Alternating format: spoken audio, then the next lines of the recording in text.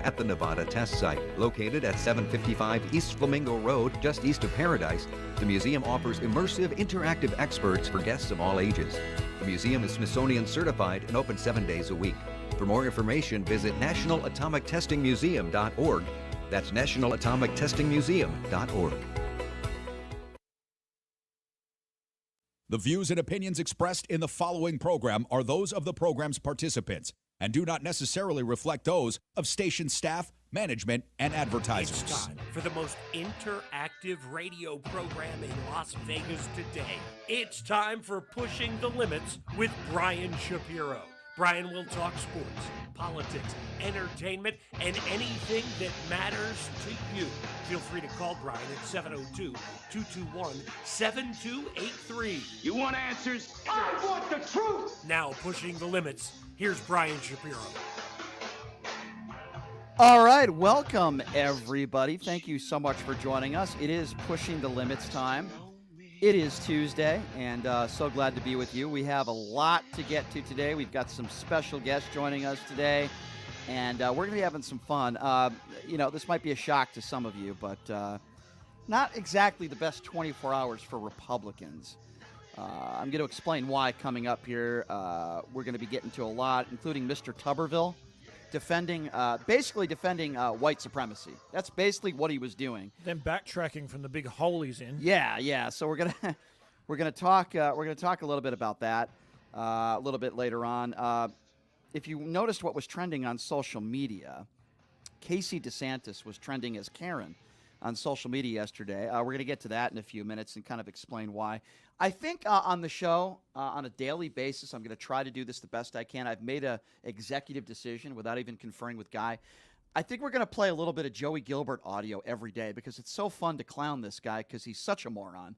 So we're going to play a little bit of a Joey Gilbert audio today. He's talking about he's not talking about like standards when it comes to like Donald Trump. He's talking about the standards of Gavin Newsom. So we're going to talk a little bit about I love to hear it because morons actually make me feel better about my life when I'm questioning my own intelligence. Correct. So a little bit every day would be like a therapy session for me personally. So thank you. The show is a therapy session for me, Guy. Also, we've heard from these big Republicans like the Lindsey Grahams of the world and many others about this whistleblower they have that's going to spread the beans on Hunter Biden. Well, now we're learning, allegedly, it appears as though this is a Chinese spy. I'm going to give you all the information that we have. This is their star with credibility, apparently. So we're going to talk about that a little bit later on in the program as well. And how do we even pronounce her name? I'm so bad at pronouncing Megan Rapinoe. Like, am I even Megan Rapinoe? Rapinoe, right? I think it's Megan Rapinoe. Listen, I'm for the transgender community. Anyone who knows me, I think Chris Wynn, by the way, joining us in studio. I get messages from people. Where's Chris Wynn? I thought he was joining you every Monday. Relax, dude. He lives right down the street. He'll be back in. Don't worry. Chris Wynn is back. He's joining us. What's going on, guys? Yes. What's going on, guys? Good to be here. No audio. What's okay? Hey, so it's going to be we're going to do some criticizing some Republicans today, I guess. Yes. Kind of par for the course for pushing the limits. But to be fair, Megan Rapinoe, I don't have a lot of nice things to say about her today. She made some absurd comments about transgender women competing against other women. And I'm pro-LGBTQ. You guys know that. I'm pro-transgender. I think people Well, we are. All three of us, I think. I All four of us in the studio, I think, are. I don't know Numchuck's opinions on that, but maybe we could ask him later. Okay. But anyway, no, in all seriousness. But yeah, we'll dive into it. We'll Megan get into Rapinoe the situation. We'll get into the comments that she made. She's one of those that make the left look bad sometimes. I agree. With the comments. She just makes herself. No, I would say that she makes herself look bad. Well, Megan Rapinoe is giving people on the far right an opportunity to attack her. Exactly. And this time they're probably right. Anyway, we'll get to the reasons why coming up a little bit later on the show. Let's start with our I'm not going to start with Donald Trump today. I'm not going to start with the orange turd, Cheeto Jesus. I'm going to be starting with Ron DeSantis today. There are a lot of Republican females. You know how many of these Republicans are, right? They only change the way they think when it matters to them personally, not other people, right? If you're going to give tax breaks to the rich and they're rich, then they'll support Republicans, but until it affects them.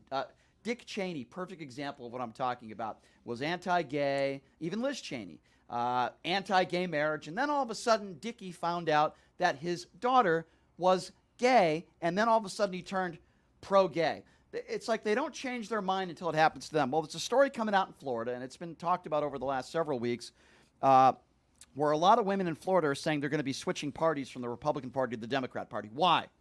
Because they just saw the light, or they found out who Ron DeSantis really is. Yes, Ron DeSantis is approving this alimony law, and it basically says that there are no lifetime alimony anymore for any of these women out there in the state of Florida. Obviously, there's a lot of women out there that are upset about that because it affects their bank account. Very much so. Yeah, he signed this measure that'll overhaul the state's alimony laws after 3 vetoes of similar bills and a decade of emotional clashes over the issue. The measure is called SB 1416, includes doing away with what is known as a permanent alimony. His approval came a year after a similar bill sought to eliminate permanent alimony. Now, the approval drew an outcry from First Wives Advocacy Group, a coalition of mostly older women, many of them who happen to be Republicans, by the way. The spokesperson said, on behalf of the thousands of women who our group represents, we are disappointed in the governor's decision. There are many of Republicans that are in Florida right now that are women, usually middle-aged women, but some younger women as well that could be affected by this, of course, that are now threatening to change parties, not only not support Ron DeSantis, but actually become a Democrat. Do you believe them, and what do you think about this? Quick question. What happens if you already have lifetime alimony? Does it get taken away? Taken away. It's gone. Yes. Yeah. Yes. Oh. Not throughout the country, though. It's just in Florida. Yeah. It's gone. Those checks ain't coming. What do you guys think about this? So when I hear this story, the first thing that comes to my mind is not necessarily the core issue, right, of the loss of alimony. Mm-hmm. What comes to my mind, gentlemen, is just how bad Ron DeSantis is at politics, how bad he is as a candidate. This man cannot get out of his own way with respect to his presidential run so far. So many decisions made to be divisive. So many decisions made in which you're bringing less people under your tent as opposed to more people under your tent. In the game of politics, and look, I'm not Steve Schmidt. I'm not even Roger Stone. I'm not some expert political advisor or someone that knows all when it comes to politics. But I do know this. When you are in politics, you need to bring more people in, not less. And Ron DeSantis, in just his short time running for president of the United States, and look, I'm going to sidetrack a little bit here. Everyone that supports Ron DeSantis has this illusion in their head that he's some up-and-coming politician that has a solid background when it comes to the political game. He absolutely does not. Okay, he ran for Congress. He worked basically as a mid-Florida in the Justice Department as a lawyer in mid-Florida for a number of years up until he won a seat in Congress. Then he got elected in 2018 by the narrowest of margins against Andrew Gilliam in Florida to be the governor of Florida by 0.4% of the vote against Gilliam. And then basically a week later, Gilliam gets found smoking crack, I think half naked, down in Florida. But that's neither here nor there. And so the guy's been governor. I want to see. The guy's been governor for 4 years, gentlemen. 4 years. And people act like he is some seasoned vet. He is a terrible politician. He has almost no support whatsoever in the Republican Party. And this case right here, this situation right here, Brian Shapiro, Guy David, and Numchuck, is a clear example that Ron DeSantis is not fit to be running for president. I will say this, though. In his defense, I really thought the white boots he wore were very sexy, and it was a very good look for him. I will say that. Awful. So, guys, while all this is going on, right, and there's so many conservative women, because it now affects them, they don't care if it affects other people. Like, we could be talking about healthcare, homeless issues, gun control, minimum wage. As long as it doesn't affect them and they're getting that paycheck from their ex, they're going to stay a Republican. But now all of a sudden, alimony, now we hear all these Republican women coming out, conservatives. Oh, we're going to switch parties now. You know, it's just ridiculous. But anyway, while all this stuff is going on, speaking of middle-aged Republicans, Casey DeSantis, if you went on social media yesterday, you noticed that Karen DeSantis was trending yesterday. Why was that trending? Well, let's first play a little bit of audio for you and give you a little bit of background. Guy by the name of David Jolly, who, Chris, I think you're familiar. He's on CNN a lot, right? He rails on Republicans all the time. So I'm going to play you a little excerpt of where this all, at least where I think it started, and then it's kind of become a big fireball ever since. This is David Jolly live on CNN the other day talking about Casey DeSantis, and listen to the language. Yeah, Jonathan, look, Casey DeSantis is a fairly compelling political figure in Florida and now nationally. For many, she's the brighter side to Florida's angry governor. For others, she's become America's Karen. And I think that's the ultimate disconnect here with a campaign that needs to embrace more constituencies to get to the White House. All right, so he calls Casey DeSantis America's Karen. Now, I don't think much of it. If those of you out there are wondering what is a Karen, most people would tell you it is usually described as, and you guys could tell me if I'm wrong on this, usually a white woman, maybe between 30 to 70, like I don't know. I guess you could be a Karen in your 20s, who maybe says some things or conducts themselves with a lot of white privilege. Yep. Could be, I'm not saying they have to be, but could be a little racist with some racist tendencies, and maybe acting like a little bit of a psychopath in public. Is that a fair description of what most people would consider a Karen? Yeah, a petulant middle-aged white woman, I think. Yeah. That gets carried away with things that aren't worth getting carried away about and causes scenes that aren't worth causing scenes about. I think that description was pretty much on point, Brian. I mean, I think the common denominator for Karens is some essence of racism or bigotry. Right. Okay. Yes. So fair description. Okay. I wanted to get your guys' thought because I might have been missing something. All right. So Ron DeSantis has responded to this in his right-wing echo chamber because those are the only interviews that he will do. Fox News, OAN Newsmax. He won't do any interviews on CNN or MSNBC. He never will. So Ron DeSantis had a response. I want you to listen to it, and it's kind of funny, and then we'll talk about it. It shows my wife is an incredibly strong First Lady of Florida, a fantastic mother, and a great wife, and that threatens the left. So she and I kind of shrug it off because we know it just shows they view her as a threat, because the message that she was bringing in Iowa about the rights of parents and how we are not going to take this anymore with the left trying to indoctrinate our kids, they understand that that resonates, not just with Republican parents, with independent parents, and yes, with Democrat parents. And so I think that they're very worried about her effectiveness. And so all that's doing is confirming that she's over the target. She's a great advocate for families, a great advocate for children. And I'm thankful that she's my wife, and I'm really honored that she's willing to go out there and press the case. And so we wear criticism from MSNBC as a badge of honor. By the way, this isn't just a criticism from MSNBC, you dolt. These are people all over social media, both independents, Democrats, and Republicans that don't like you. So that's number one. This isn't just MSNBC. Number two, he talks about how she's a great advocate for children and families when all she does is divide people just like her husband does.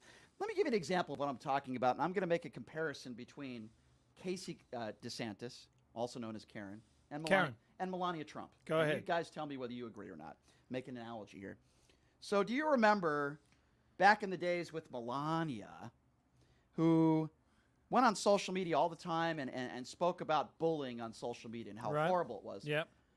And literally, you can't make this stuff up. While she's talking about how terrible bullying is on social media, the commander-in-chief, her husband, is bullying people on social media literally every day, and he still does it on his Truth Social. It is the definition of hypocrisy as we speak. How can you talk about something like bullying? I'm all for it, by the way, but how can you talk about how horrible bullying is on social media when your husband, who you're supposed to be sleeping in the same bed with, I don't think she does, and probably hasn't for a long time, but that's beside the point. How can you talk about bullying on social media when your husband does it every day? Now, how do I correlate this to Casey DeSantis? Very, very simple, ladies and gentlemen. She speaks all the time, and she claims she's an advocate for children and children's safety. Meanwhile, it was Ron DeSanctimonious, that is enabling people to carry weapons without permits while our children are being massacred in school. Her husband is doing the opposite of protecting children, and he's making it easier for people to carry guns without permits. And she's talking about transgenders, gender ideology, And you'll always hear her, just like her husband, who is a clown, talk about drag queen reading when you couldn't name me one child that has ever been killed or harmed by drag queen reading. But you'll always hear her talk about that, but you'll never hear her talk about how her husband is making it easier for people to carry guns, in this case, without permits.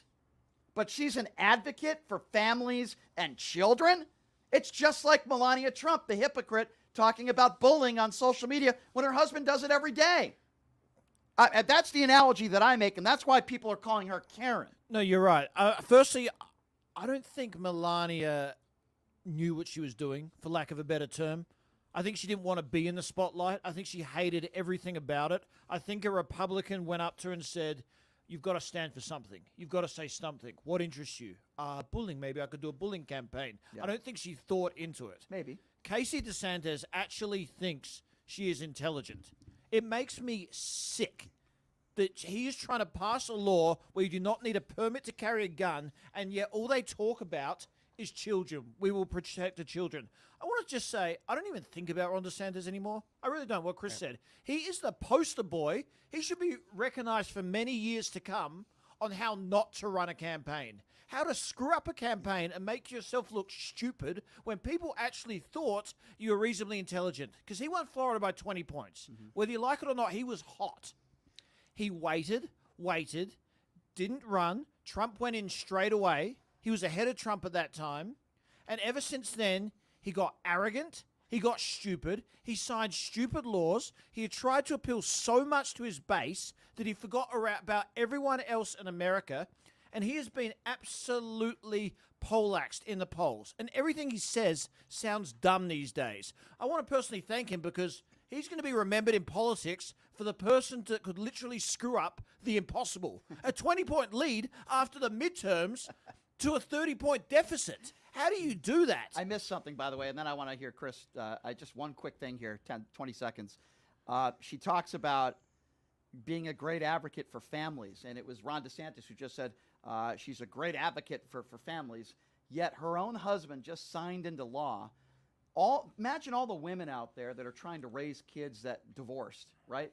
You can't raise 3 or 4 kids if you don't have money and work. You got to raise the kids. And what Ron DeSantis basically said was no alimony for you, but yet he's talking about how his wife is such a great advocate for families. I mean, guys. Protect the children. You can't make this stuff up. If you're a female, it's one thing if you're a female that's a millionaire already. Okay, that's different. I'm not talking about that.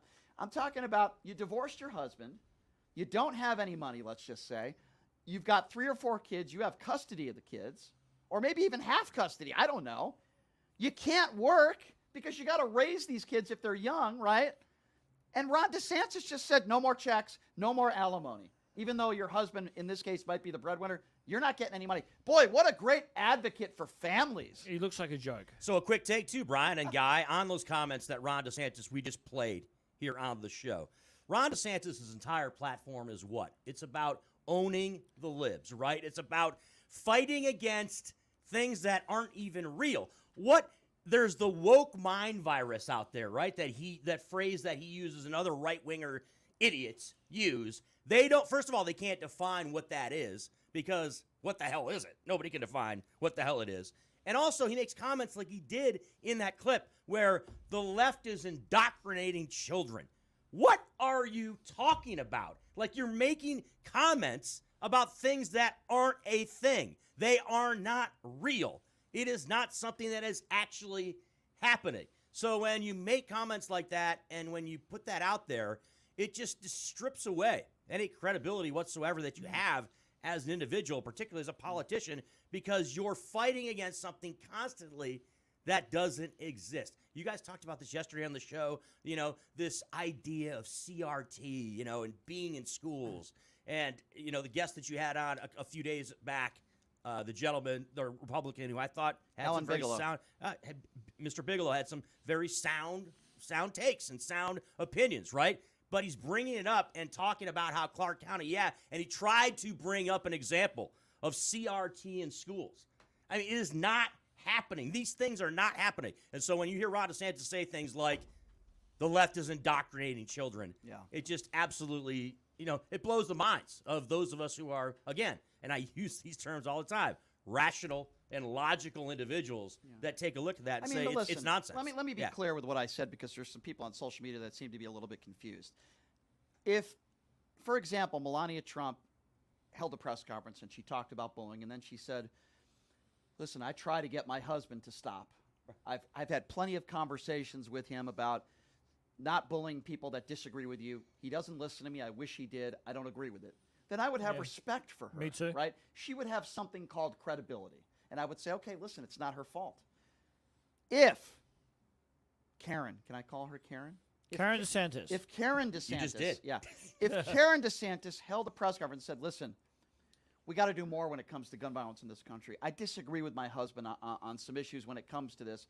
I know my husband doesn't want innocent children to die. Neither do I. I know he's a good man. But, we can't make it easier for people to carry guns without permits. I disagree with him here. We've had conversations about this, and I'm going to continue to have conversations with him about it. I would be on the air today and say, listen, give her a break. She made statements that I respect. I would But too. she would never do that because she's a coward. She would never do that. And she probably does agree with him. All these kids that are being massacred in schools, but you won't hear Karen talk about that. You'll only hear Karen talk about drag queens reading books to kids as if the sky is falling, right? Gender ideology. You'll hear them talk about that nonstop. Wokeness. But when it comes to actual real issues that are facing our kids, like gun violence, which is the leading cause of death in young children right now, you won't hear them talk about that. It makes me sick. And that's what drives me nuts. Makes me That's sick. what drives me nuts. Why can't they just, instead of the Republican red meat, we talked about this yesterday, Donald Trump's visit to Las Vegas. What did he talk about? Did he actually talk about policy? No, he just made generic statements, which were gender ideology, how we're going to kick out all undocumented immigrants. He talked about that. He commented on Hillary Clinton's looks. He said Joe Biden was the corrupt one. Last I checked, Joe Biden hasn't been indicted for anything, Mr. President. You have. That was his entire speech. He didn't talk about anything differently that he was going to do. He just made generic comments blaming Joe Biden for everything and how everybody's out to get him, and he won the 2020 election. Let him do it, because it's not getting them anywhere. Yeah. They are missing that their base is small these days. They're missing that Gen Z is going to be able to vote. They're missing that people are actually pissed off about all this cultural war and not addressing the issues. Joe Biden's a vulnerable candidate, and he will win, because they have shown me nothing that the states Joe Biden won in 2020 are going to be flipped. Yeah. Because this is all they talk about. And by the way, this gun thing makes me sick. What is the point? Why is he doing that? Why? Why is it? Why do you need to have a cat? Why? It's absurd. Is there a reason? I'll tell you why. Is there a reason? Because he's in the back pocket of the NRA, and he knows it's the base of the Republican Party that is pro-gun. Let's give everybody guns. So more people get killed, you go the other way. Yeah. You try and loosen laws even more. That's the best way I can answer that. Are we going to be in the wild, Yeah. wild west? Is this the 1860s again? And for Are we going people- to have saloons? Are it's- we going to just... Well, like, what is... I agree. This is America, the most powerful country in the world. What is going on? That's a nice, insane. It's a good Australian rant right there. That is solid right That's there. a solid rant. I have a picture of saloons and people just shooting each other. Yeah. Hey, are you yellow? Yeah. And then they take out guns and I was telling this to someone yesterday. I'm like, Yeah. in Australia, if we get in the road rage, this is what we do. We will fight, and then after the fight, someone wins, Grab a and we'll have beer. a beer with each other after. This is Exactly. what you do in It's like Texas hockey here. players. You shoot Yeah. each other, Yeah, and then it's someone crazy. doesn't get up. And I want to clear this up for the people out there that's saying, are you scared of Donald Trump? I don't know why people make statements like that, because it makes no sense. The reason why I talk about Donald Trump, and in this case Ron DeSantis, is, say what you will, they are the two front runners to be the Republican nominee for president. Donald Trump is way ahead of Ron DeSantis, but Ron DeSantis is still way ahead of any other candidate. The reason why we talk that about Indian this, guy's coming right? up. Yeah. I actually think he's a decent So do human I. being.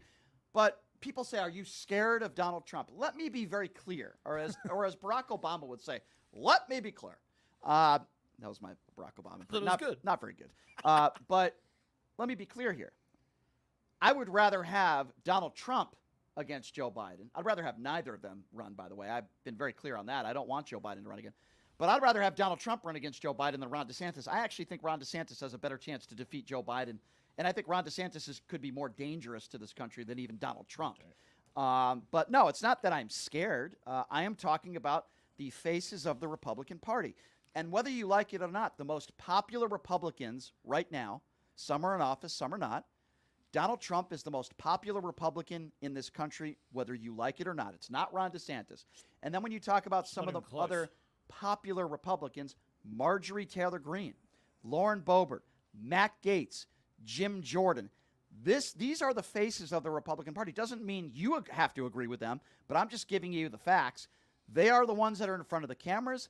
They're the ones that get the most press, and they're the ones that are the most popular on social media. And if you don't believe me, you can check it out yourself. I think what you said just then is going to hurt them, Brian. I mean, Lauren Boebert nearly lost the 13th district in Colorado, which is impossible to lose if you're a Republican. She has good taste in men, though, if you remember, the man who exposed his genitals at a bowling alley in front of kids. So clearly she has great taste in men. I'm shocked that that marriage didn't work out. She did the right thing and left him eventually, they'd say, I think. Yeah, I guess so. Speaking of the web, Brian and Guy, checking out the live chat on YouTube. Tracy Wells with a couple funny comments. First of all, the nickname for Ron DeSantis, Eyebrow McGee, she unloaded. Pretty funny there. But she also comments on the alimony bill, saying Ronnie did this in case she divorced him later on. That's actually pretty funny. That's actually, But imagine this, and again, I go back to what I said earlier, where not all Republicans, I don't generalize and ever say all Republicans, I feel this way about it. I've never done that. But there are Republican women conservatives, not all of them, but a lot of them, who have no problem with any of Ron DeSantis' policies or going after Disney or the anti-trans and all this other stuff. They only speak out about switching parties when it affects them directly. True. And I feel that is the way with so many, not all, but so many Republicans today, is that they only change their way of thinking if it directly affects them. And I do feel like with a lot of Democrats, and not all of them, but a lot of them, even some that are wealthy, they want to help the poor. They want to help people, and they have the opportunity to do so. Whether it be raising minimum wage. Bernie Sanders isn't making minimum wage, but for years, Bernie Sanders has been talking about we need to raise minimum wage. For years, before the Obamacare bill, Democrats were talking about we need a health care bill that's going to work. We need a health care bill that's going to help the poor. They constantly talk about maternity leave and ways that we can help, single mothers raise their child. Spots that not every Democrat is in. They constantly talk about gun control. They constantly talk about issues that might not affect them directly, but they want to help middle America and those that are struggling. I don't hear Republicans talking about those issues. I never do. And here's an issue that directly affects, I would imagine, many Floridians that happen to be conservative women. And now all of a sudden they say they're going to switch parties. Do they have any credibility at all? I don't think they do. No, well, at least they're doing it now than later. Look, again, I do not want to hear Karen DeSantis or Ron DeSantis say, we are protecting the children again. I have a 5-year-old son. He's going to be 6, 7, 8 soon. He goes to school already. I have not thought once, not once, about transgender ideology, wokeness, critical race theory. It has not concerned me once about him growing up. Do you know what has concerned me? That he might get shot in a school. I think about that every day to this day he goes to school. I wish he didn't have think to. about him, do I have to go back to Australia because I know he won't be shot in a school? Because as much as you say this is unlikely, it happens. And it happens randomly. You don't know when. It could be anywhere in America. So that's what I worry about. Not the other stuff. So don't give me we're protecting our children anymore. I'm sick of it. And somebody on social media just said, Democrats talk about it, but they don't do anything about it. Because we can't. That's not true. Democrats have been trying to pass gun legislation for decades. Not only that, but I'll give you a perfect example of last week. Joe Biden talking about helping in student loan debt forgiveness with people under $75,000 a year. There's a perfect example of Republicans, for lack of a better term, shooting it down. Democrats are trying to pass bills to help people. It could be raising minimum wage. It could be health care for all. It could be, gun violence and gun legislation. They don't just talk about it. They try to pass it, and Republicans block it. That is a clear distinction that we can make between the Democratic Party and the Republican Party. Democrats actually go out and actually try to get things done. Yeah, sometimes are they? Is it a bad decision, or is it something that a lot of us would disagree with? Absolutely. But at least Democrats are out there trying to do something. What do Republicans do? All Republicans do is just complain about everything, don't get anything done, or don't change anything at all. That is the difference between the GOP and the Democratic Party right now in 2023 American politics. I agree. And maybe some of you disagree with us and you think that getting rid of alimony for life for some of these women is the right decision. Agree or disagree. We'll take some phone calls. I'll open up the phone lines now at 702-221-7283. And again, that number, if you want to be a part of the conversation, is 702-221-7283. 702-221-SAVE. We'll take some phone calls on the other side of the break. And also, coming up next, we're going to talk a little bit about one Republican that is defending white nationalism. He made a fool of himself yesterday on CNN and on Capitol Hill even today. It makes absolutely no sense. Unless you're an extreme person on the right, then I guess it makes a lot of sense. But we'll talk about that. His name is Mr. Tuberville. We'll be getting to that. Megan Rapinoe making some ridiculous statements about transgenders in sports. We'll talk a little bit about that later on the program. And Keith Olbermann has something to say about, apparently, we've heard about this whistleblower. Oh, he's funny. The whistleblower in the Hunter Biden case. He's the guy that's going to spill the beans. And all these Republicans have been saying, this person has so much credibility. And now we're learning, allegedly, this person is allegedly a criminal and possibly a Chinese spy. This is their star. They've put all their stock in him. Yeah. They've mortgaged their lives for this guy. Yeah, so we'll talk about that. And those of you that might agree or disagree, you're welcome to call in. Again, that number, 702-221-7283. Take a quick break. I'll be back after this with Guy David and Chris Wynn. I am Mr. Brian Shapiro. I've been called worse. You're listening to Pushing the Limits right here on KSHP.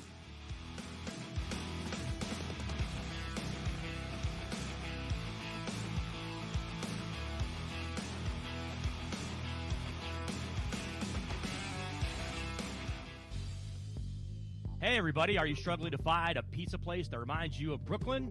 That true blue New York style pie? Well, worry no more. Stallone's Italian Eatery Pizza is a knockout. We're located at 467 East Silverado Ranch Boulevard, just off of Premier Road, half a mile east of South Point Casino, just minutes from the Las Vegas Strip. Come by and grab a slice of pie. Plus, check out our Brooklyn-inspired Italian cuisine.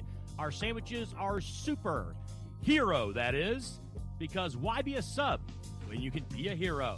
Stallone's Italian Eatery is here to serve you phenomenal food, Vegas. Forget about it.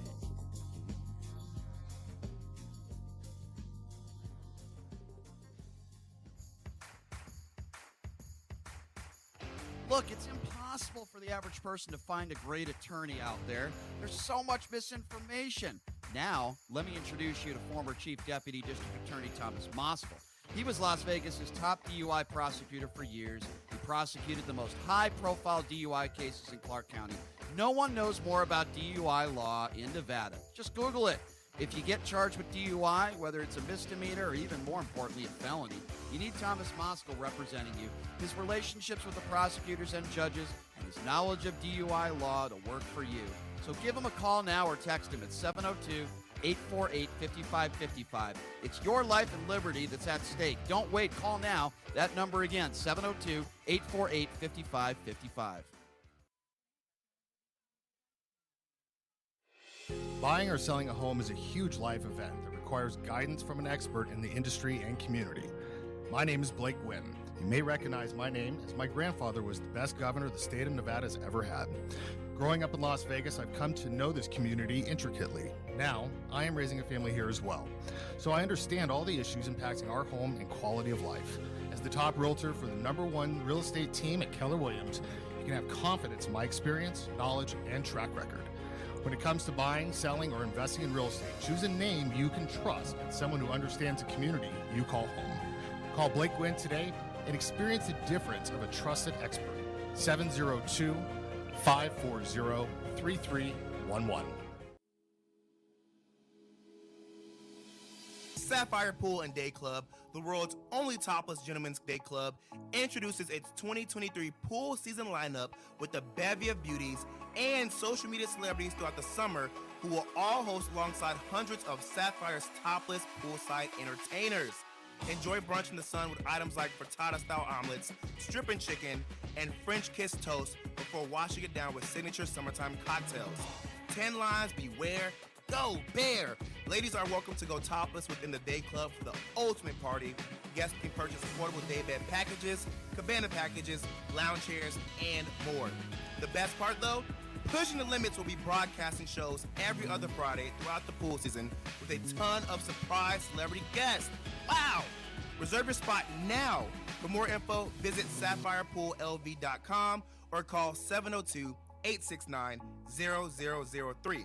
That's 702-869-0003. See you at Sapphire. Hey everybody, it's Brian Shapiro from Pushing the Limits. I want to tell you guys about Sahara West Urgent Care and Wellness. They're conveniently located on the southwest corner of Sahara and Jones. They're open Monday through Friday, 9 a.m. to 9 p.m. and Saturday, 9 a.m. to 5 p.m.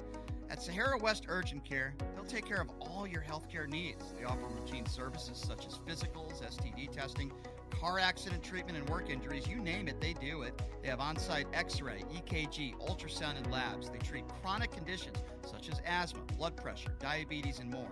They also offer general wellness exams, treatments such as testosterone enhancement, and cancer screening.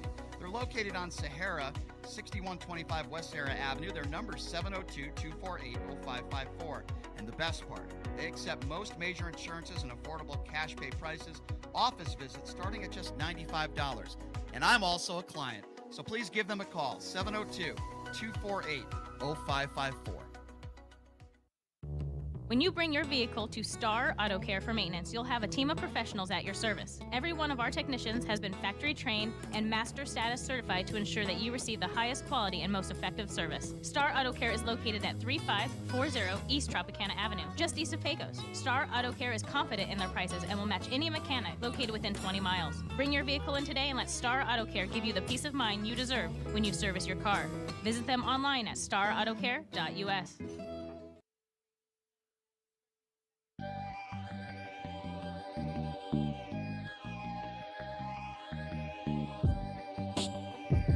All right, welcome back. It is Pushing the Limits on a Tuesday. We're having some fun here in studio.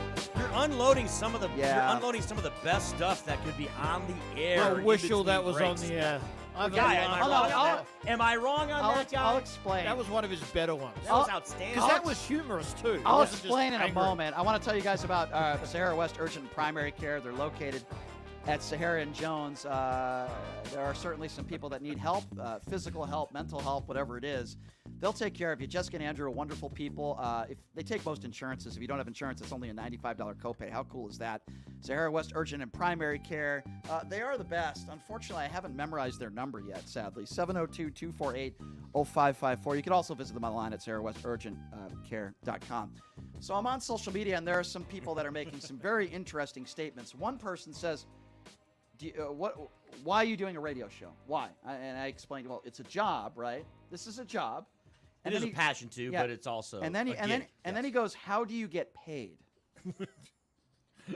And I'm thinking to myself, how do I answer this question? Do I be mean, or should I just be nice and honest and maybe a little bit condescending? I picked the latter.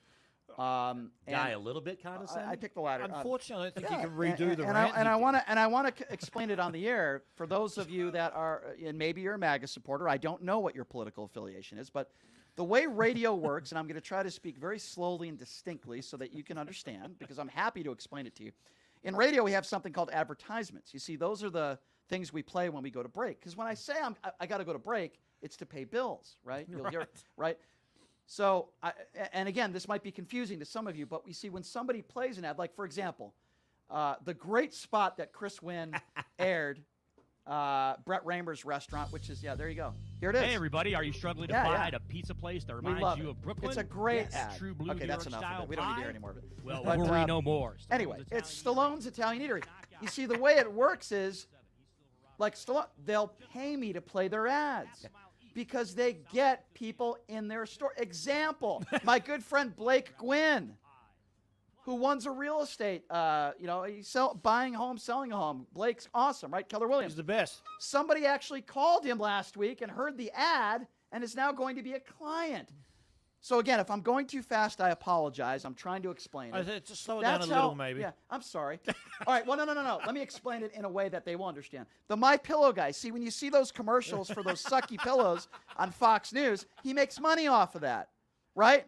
Or to somebody like you, when Donald Trump says that he's going to fight election fraud and he asks for donations, You pay him for that, even though that's a scam. Maybe that's a bad analogy. But anyway, you get my point. At least I hope they get my point. You don't pay yourself to do a radio show, Brian Shapiro. No, okay? no. You get paid to do the show. Yes. I think that's pretty much Is there a comment? Yeah. I hope I explained it properly. I Can really you read do. the comment? I hope I explained it properly. What do we have what do we have another comment on social media Nunchuck's that's just funny? laughing his ass off. I don't know. I mean, some of these comments are hilarious, by the way. Donald Trump gets paid in McDonald's chicken nuggets. What kind of question is? No. Tracy Wells. That's him. Oh, that's Brian Shapiro. It's about Brian. Okay. It's about Brian. So do you even like chicken McNuggets though? I do actually. You do? Okay. Yeah, I think chicken McNuggets are depending on where you go. So somebody else on social media just said we're getting off topic here, but somebody just said I can't imagine a real company paying you. Well, I have some really bad news for you. They do. You get paid quite well. Not only do we have urgent care facility, we have attorneys, we have strip clubs. Yes, Sapphire. Yes, we have mortgage brokers, all sorts of different Attorneys. people. I mentioned that attorneys. We have all sorts of different people that support what we do here, and we appreciate them very, very much. If you want to access the best strip club in town, hit us up. You might need us. There you go. Number to call 702-221-7283, and we'll give out that number one more time, 702-221-7283. I hope I explained that so everybody can understand. All right, let's take some phone calls. We were talking about Ron DeSantis and the alimony bill that he just passed. No alimony for women for the rest of their life. We were talking a little bit about Karen, also known as Casey DeSantis. Let's take some calls. 702-221-7283. Let's start off with Tom. Tom, what's going on? Yes, this is Tom Likens. Vagina money, vagina money, vagina money. Okay. Thank you for the call, Tom. We appreciate that. Thank you very much. Was that Tom, the shouting caller that has the guy that calls and hangs up and the other show? Yeah. I think it was. Yeah, I think it was. Just to be annoying. I think it was. Good stuff. 702-221-7283. I wish we could have like an IQ scale before they get on the air. Oh, that ship has sailed, Mr. Guy David. I think it was. Long gone. So we're going to get a Megan Rapinoe coming up next segment, but I want to play you some audio from a man by the name of Senator Tommy Tuberville. So he's been talking about white supremacy, and he's been talking about white nationalism. He seems to defend white nationalism. Let's just put this out there. Anybody who is a white nationalist, I think most reasonable Americans would agree, is you're probably a racist. It's a defense of white supremacy. Right. That's really what the definition is, right? And by the way, there's a lot of Republicans on Capitol Hill today that are saying there is no room for white nationalists in the GOP, and I'm glad they're saying I'm glad that. they said that too. Yeah. There's been no other definition for it. So That's I want what we all associate it with. So the reason why I'm bringing this up, Guy and Chris and Numchuck, I'm going to do what Chris does now. I'm just going to name everybody in studio, and Marquez, the program director. The reason why I'm bringing this Sign up, respect. yes, the reason why I'm bringing this up is because Tommy Tuberville doubled down on his stupidity yesterday. He was on CNN with your girl Caitlin Collins, I think, and I want you to listen to Caitlin challenge him on the definition of white nationalism. Have a listen to this. You said a white nationalist is an American. It is identity politics. You said a white nationalist is an American, but a white nationalist is someone who believes horrific things. Do you really think that's someone who should be serving in the military? Well, that's just a name that has been given. I mean, it's not. It's a real definition. There's real concerns about about extremism. So if you're going to do away with extremism. most white people in this country out of the military, we got huge problems. It's not. We It's got not. huge problems. It's not people who are white. It's white nationalists. That have a few probably You see the different distinction, beliefs. right? That have different beliefs. Now, if racism is one of those beliefs, I'm totally against it. I am totally against racism.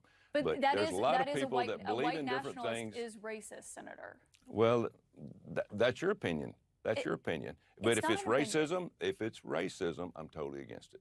I am totally against any type of race, or any type of racism. I don't care what it's in.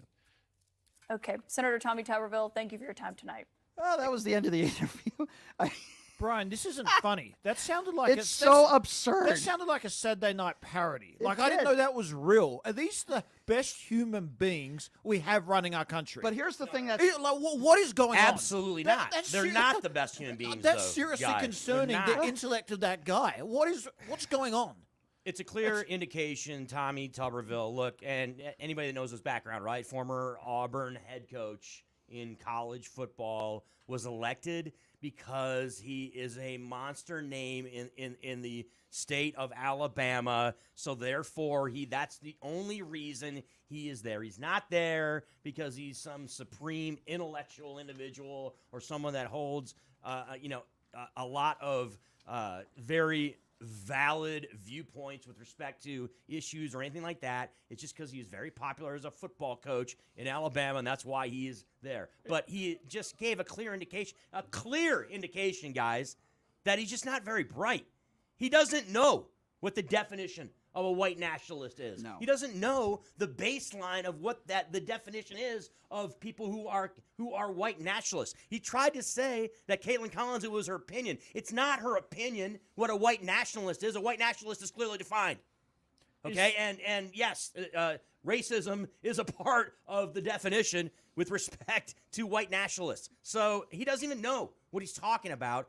And by the way, I mean, I don't know if we're going to get into it, but Tommy Tuberville, the reason he's in the news also is because he made an unprecedented step in the Senate where he essentially went out on his own to stiff arm military members from getting promotions. That's why Tommy Tuberville is in the news, really, is because of that stunt that he pulled.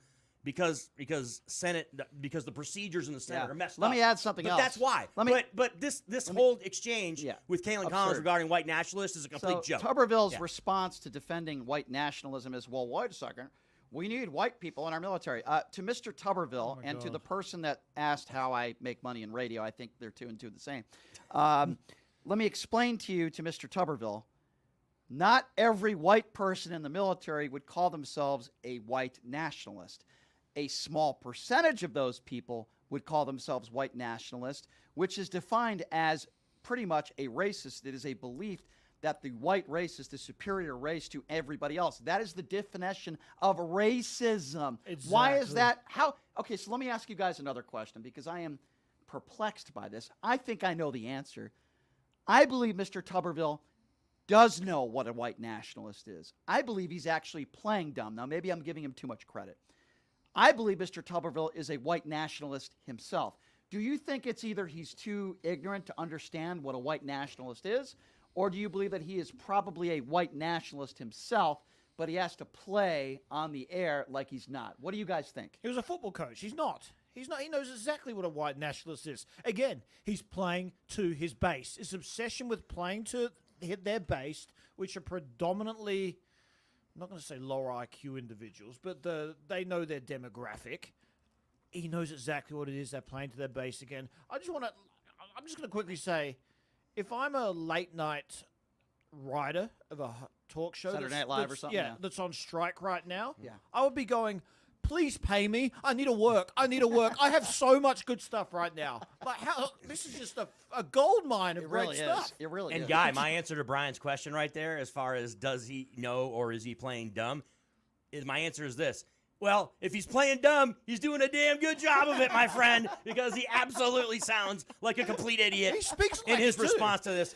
I guess my answer is I don't know if he's playing dumb or if he is just dumb. He has to be, right? But after hearing that, I don't know. After hearing that clip with Caitlin Collins, pretty bad. I have to believe that he actually Not the brightest bulb. he doesn't know So here's what happens what a today. white nationalist is. He doesn't know that. Here's what, some CNN reporters and even Fox News reporters, by the way, there were reporters on Capitol Hill this morning that were following a bunch of Republicans. Yeah. Tuberville actually said, I don't agree with racism. Well, if you don't agree with racism, then you shouldn't defend, white nationalism. But anyway, some of the Republicans on Capitol Hill, including some of the leadership, quote, there is no room for white nationalists in the GOP. Can you be any more clear than that? If white nationalism wasn't a bad thing, then leaders of your party would not be making statements like that. You know what I compare white nationalism to? Yep. The Confederate flag in this aspect. There are still a small percentage of people in this country that defend the Confederate flag. Now, I would probably call those people racists. And the defense they'll give is, well, some in the South, it's part of their culture. Okay, racism should not be a part of your culture. There's a reason why NASCAR banned the Confederate flag. There's a reason why many businesses in this country will not tolerate a Confederate flag. They'll say it's our history. We have to embrace it. For example, if somebody walked into the, and I don't speak for KSHP, but I think I'm on the right side of this when I say, if somebody as a customer walked into the KSHP building with a Confederate flag, I think it's, Numchuck, maybe you could back me up on this, they'd probably be asked to leave. Is that a fair assessment to make? Fair. Yes, I think that's pretty fair. And by the way, that would go for most radio stations, I would hope. There are good people at this station that do not tolerate stuff like that, and most businesses. But yes, there is a small percentage of people that still defend the Confederate flag, and maybe some politicians would, just like there's a small percentage of people that defend white nationalism. Remember when NASCAR banned the Confederate flag? By the way, a private business. They have the right to do so. And it was the right decision. In fact, I would argue they should have done it a long time ago. But they did it. Okay, better late than ever. Who was the first person that attacked NASCAR? I'm going to give you a hint. Republican. Is there an answer to this? Donald Trump, ladies and gentlemen. Donald Trump went on national television and attacked NASCAR. You remember this, Chris? For banning the Confederate flag. Which he never would have if he wasn't appealing to his base. He didn't care about it. Probably not. Have you ever heard a Democrat in office defend the Confederate flag? I mean, if there is one out there, I want to know who they are, because I will criticize them just like I will criticize anybody else. In the last 10 years, has any Democrat come out of the woodworks and did an interview and publicly and said, gosh, I can't believe that company banned the Confederate flag. How dare they do that? Why is it always the Republicans that do that? I've never heard a Democrat do that before. Am I wrong? No, you're not wrong. You're exactly right. I'm just saying the Republicans have this all wrong. Because their base is loud, it still means they're small. Yeah. This isn't working. Look at their midterm results. Terrible. What red wave? It was it was nothing. But Guy, Chris, it's not going to change so long as the far-right extremists are still in power, or the faces of your party. If it's still Jim Jordan or Donald Trump, these are the people, this is the red meat. They're going to, Ron DeSantis, they're going to talk about gender identity. They're going to talk about drag queen shows. I'm not even sure if they believe it themselves. That's where I'm at. I think they're some so of them, obsessed some of them with do. their base that they are actually, I know Trump doesn't. Like, I know that he does not believe what he says. He says it now because he appeals to his base. His sister came out and said it. Who's a judge. And to circle back to that random Republican, right, who said that there should be no place in the Republican Party for white nationalists. Unfortunately, there is room in the Republican Party for white nationalists, because Marjorie Taylor Greene has been defined as a white nationalist. Josh Hawley has been accused of being a white nationalist. Even people that aren't technically Republicans, but they're talk show hosts in Tucker Carlson and Laura Ingraham, right, have absolutely been accused of being white nationalists. So there is an element to the GOP and the Republican Party that absolutely will not necessarily be in bed with white nationalism, but they will keep it at arm's length, but not completely release it when it comes to that concept. All right, well, let's take some phone calls on this. Maybe there's there's some people out there like Tuberville who will defend white nationalism, and you're welcome to call in and make your statement and make your point. This is what 702-22, and maybe people will agree with us. 702-221-7283. Let's go to Raid. Raid is next on Pushing the Limits. Hello, Raid. Good afternoon. How are you? I'm doing good, sir. What's on your mind? Well, it's amazing that you have an Australian guy talking about American values, and you still don't know what you're talking about. Is he doing the accent? Okay, well, I'll tell you what. No, it's a fake accent. Okay. But I appreciate him trying. I've also lived in America much longer You're an than American I have citizen, Australia. right? So, Guy, here's what I would say. I've been through the whole process to become an American citizen, which so, is Guy, part of you can America. you can speak for yourself, but, sir, tell me what he said that would lead you to believe, be specific, that he doesn't know what he's talking about. Well, just now you said that Democrats don't talk about the Confederate flag because they're too stupid. They don't think about Okay, so let's go with that politics. first, Guy. Hang on a second. Quote, Democrats don't talk about the Confederate flag because they are stupid. First of all, many Democrats talk about the Confederate flag, and it's one of the reasons why NASCAR banned it. They actually speak out against it constantly. So, sir, when I say they don't talk about the Confederate flag, it means not in a positive light or defending it. Is that hard for you to understand, sir, or would you like me to repeat that again? No, there's nothing wrong with that. There's nothing wrong with the Is there anything wrong with the Klan, sir? Is there anything wrong with that? people don't know. Sir, that the answer my Democrat question. Is Party- there anything the wrong Democrat with the Ku Party Klux was the one Klan? that Just a yes or no. invented the Klan. I'm going to ask you one more time, and now you're going to answer my question. Is there anything wrong with the Ku Klux Klan? Yes or no? Invented by the Democrats. Okay. Oh, my Have a God. nice day, sir. Have a nice day. The guy calls into the show, and he can't even answer the basic question of whether there's something wrong. Okay, let me answer the question for you, sir. The Ku Klux Klan is a hate group, a racist group. The answer would have been, yes, there's something very wrong with the Ku Klux Klan. You obviously can't answer the most basic of questions, sir. Invented by the Democrats. Yes. Have a nice day. 702-221-7283. Again, that number 702-221-7283. Let's go to Cyrus. Hello, Cyrus. Hey, how's it going? I'd like to say that, there's a lot of people on all sides who'd like to raise the minimum wage because Florida passed the minimum wage hike. I certainly think there are some great things about it, although I don't think that's the best way to do it. So I think it's just the Dems have other positions that scare them off. But as far as your comment on white nationalists, my parents all immigrated from Iran, all my family. And we have a tendency to want to be around with our own ethnic group, Persian. We find that, my relatives come out and say that they're not happy with the Afghan and Iraqi refugees that have come into Tehran. When you have differences of people, you will have conflict. And as you know, even Iran had black slaves too.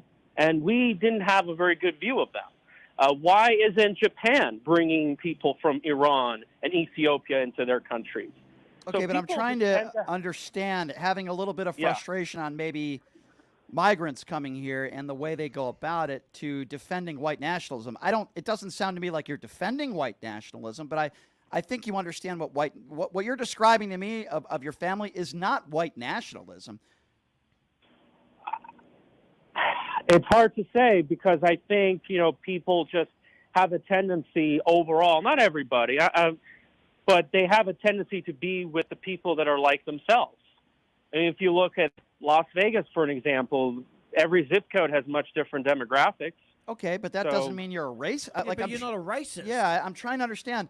Let me take a stab at this. So I think in general, the caller is just basically describing the fact that people from different races, different backgrounds have disagreements or have issues, right? Sure. That's basically the baseline of what he's saying. That's a now, look, cultural you can difference. say that, and that's fine. factually accurate, but it doesn't necessarily make it right, Yeah. right? You don't think about it in the context of, I don't like another group of people for reason A or B. That doesn't make it right. I agree, Chris. Good point. Let me just Well, take of it. course, Let me yeah. just take it. Let me just why I take it made a it. step Yeah. further. Let me describe it in a simple way. You can have disagreements with other races and other cultures, but white nationalism is described as believing that your race is superior to all the other races in the world. That is the difference, and that is the definition of a racist.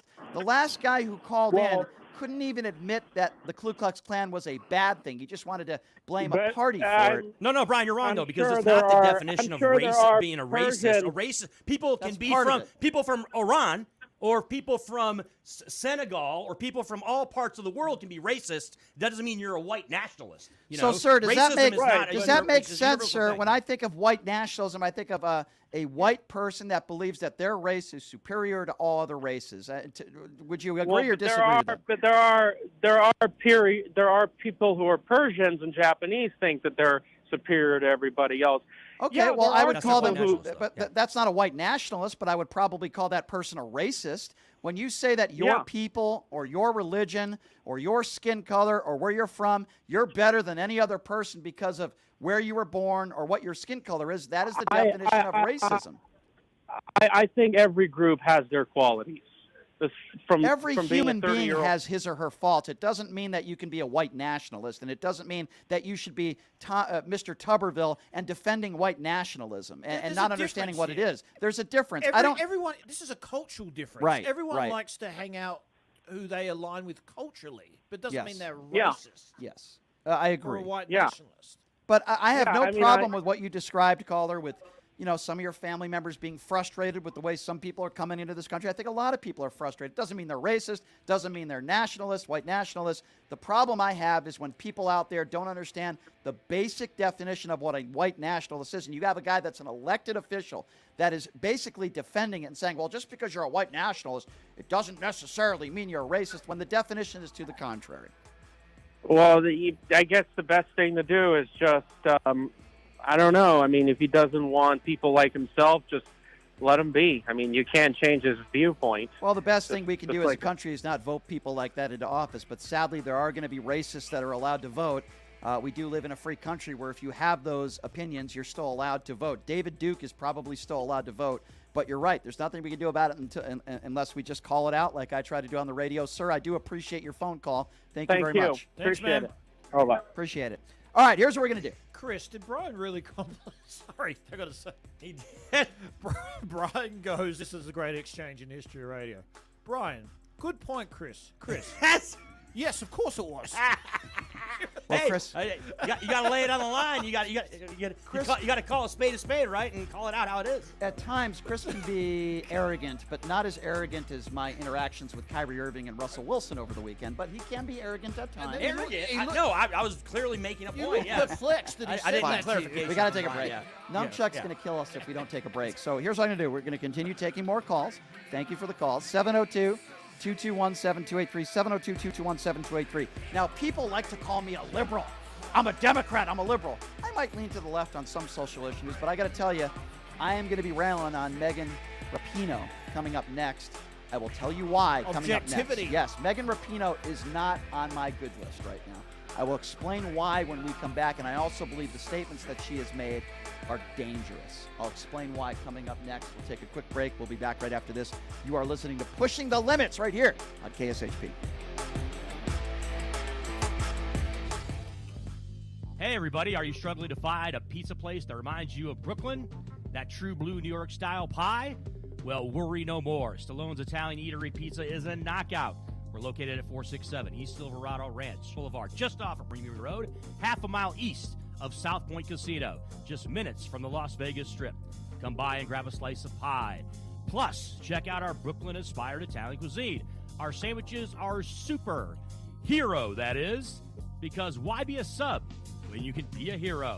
Stallone's Italian Eatery is here to serve you phenomenal food, Vegas. Forget about it.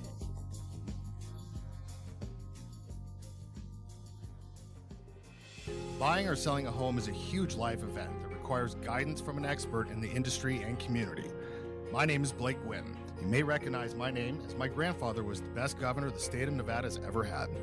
Growing up in Las Vegas, I've come to know this community intricately. Now, I am raising a family here as well, so I understand all the issues impacting our home and quality of life.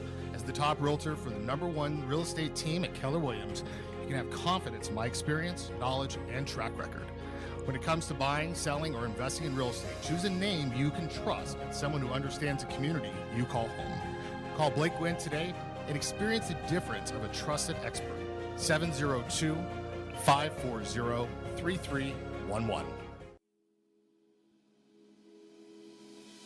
Sapphire Pool and Day Club, the world's only topless gentlemen's day club, introduces its 2023 pool season lineup with a bevy of beauties and social media celebrities throughout the summer who will all host alongside hundreds of Sapphire's topless poolside entertainers.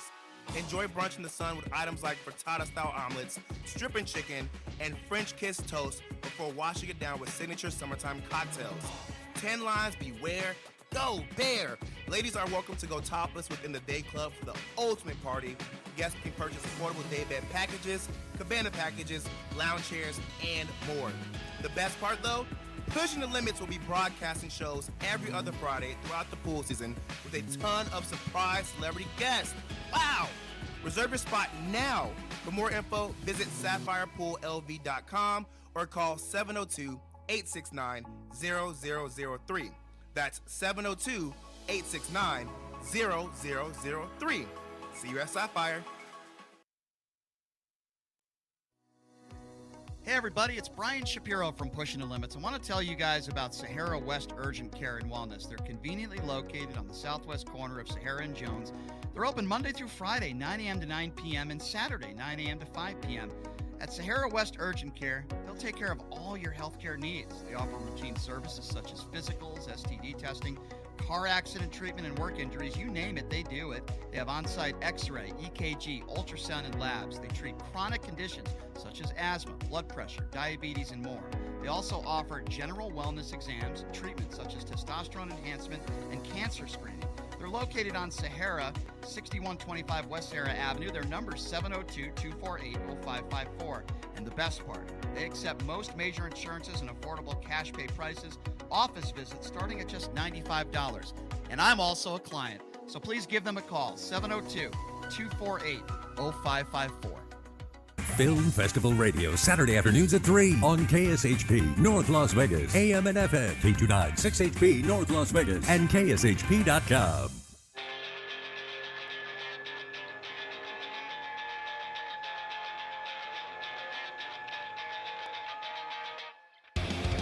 All right, welcome back. It is Pushing the Limits on a Tuesday. It does push my limits when I have to ask somebody multiple times who calls in if they will denounce the Ku Klux Klan. That's usually the end of the phone call. Anyway, welcome back to the show.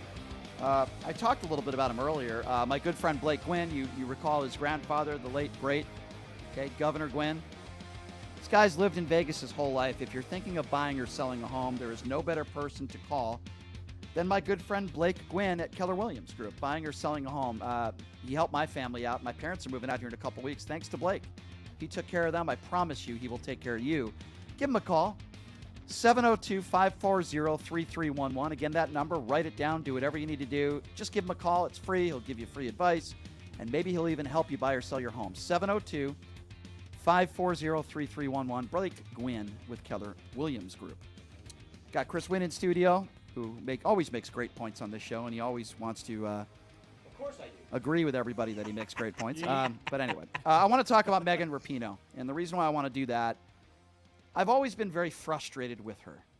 Me too. She is a phenomenal soccer player, and she just recently announced she's going to be retiring at the end of the year.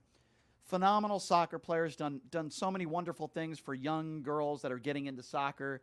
And she's a champion for U.S. women's soccer, and she's a legend. Yep. That's very fair to say. When it comes to the transgender issues, when it comes to transgenders in sports, her opinions are so asinine. Let me start by explaining this. If you recall, guys, it was Joe Biden that just put in the Protection of Girls and Women's in Sports Act. 40 other professional athletes co-signed a letter to House lawmakers, which won't do anything, but they argued that the bill would exclude women and girls from getting mental and physical health benefits, which, by the way, is a lie. That is not true. If you're a young girl, a transgender woman, you can get the mental health you need, and you can get any help you need, and this bill does not stop you from doing so. So that's a lie to begin with. They don't know what they're talking about. Here's why I'm really frustrated with Megan Rapinoe. Not only is her wife someone that I've had a crush on since I was like 10 years old. That's bad enough. Yeah, I really like Sue Bird. Well, that explains everything. That's very frustrating. Yeah. Sue Bird was at UConn when Brian was a kid, so that's the tie-in right there. I'm partially joking there, but that's not why we're talking about her today. Here's what Megan Rapinoe talked about when we're talking about transgenders, people born men, transitioning to a woman, competing with other women on the playing field or the court or whatever. Here's what Megan we'll get to that, but here's what Megan Rapinoe thinks about this. Guys, I'm not making this up. This is a direct quote. Quote, "It's particularly frustrating when women's sports is weaponized. Oh, now we care about fairness? Now we care about women's sports? That's total BS. Show me all the trans people who are nefariously taking advantage of being trans in sports. It's just not happening." Megan, have you heard of somebody named Leah Thomas?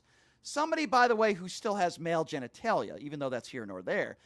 Okay, Leah Thomas was ranked 449th in the country as a male college Division I swimmer. All of a sudden, Leah one day decided he wanted to call himself a woman. Fine, don't care. Here's where I care. Competed against other women at the Division I college level. How they even allowed this to happen is absurd. Guess what? This might be a surprise to somebody like Megan Rapinoe, But guess what? Number 1 in the country. How did that happen? Is it just a coincidence? Did Leah Thomas just work really hard in the offseason? Or maybe, just maybe, could it be because Leah Thomas is still a man and was born a man? Maybe that might have something to do with it. So when Megan Rapinoe, who has a huge platform, makes an idiotic, insane statement that it's just not happening, she's either completely ignorant to facts or she's a liar. What is she talking about? Does she think if you're born, I mean, this is absurd. If you're born a man to transition to a woman, you should be an MMA fighter competing against other women? Should we see a bunch of people born men transition to women playing in the WNBA?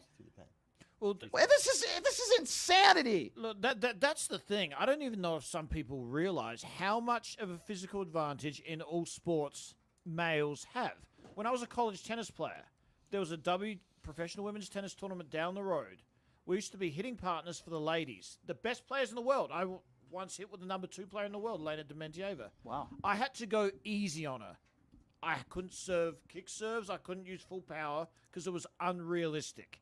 This is in other sports too, every sport. If I wanted to make millions of dollars, I would have transitioned to a woman and been a tennis player. Yeah.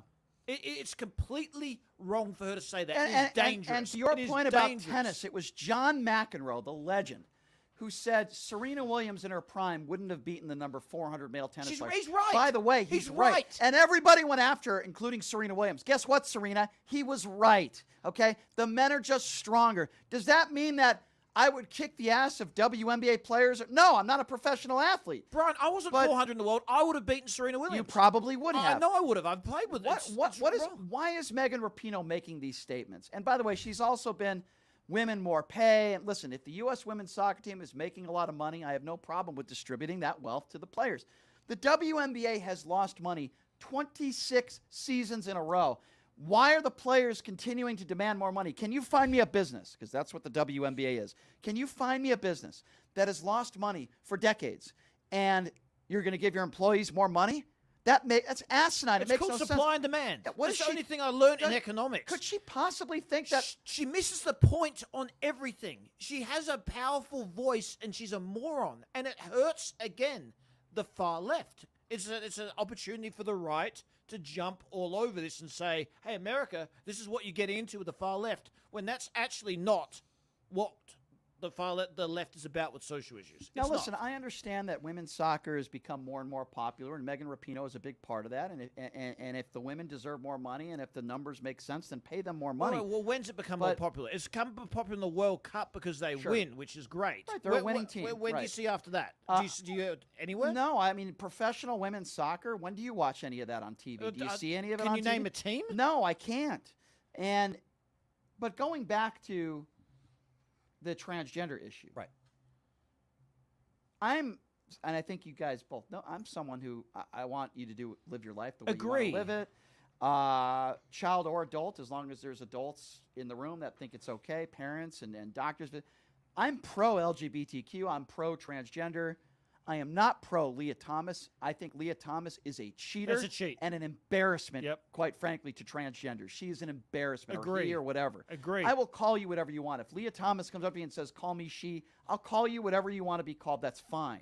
But the second you decide to cheat, because that's what these people are doing, they are calling that, I think in many cases, maybe not all, but in many cases, they're calling themselves women so that they can cheat.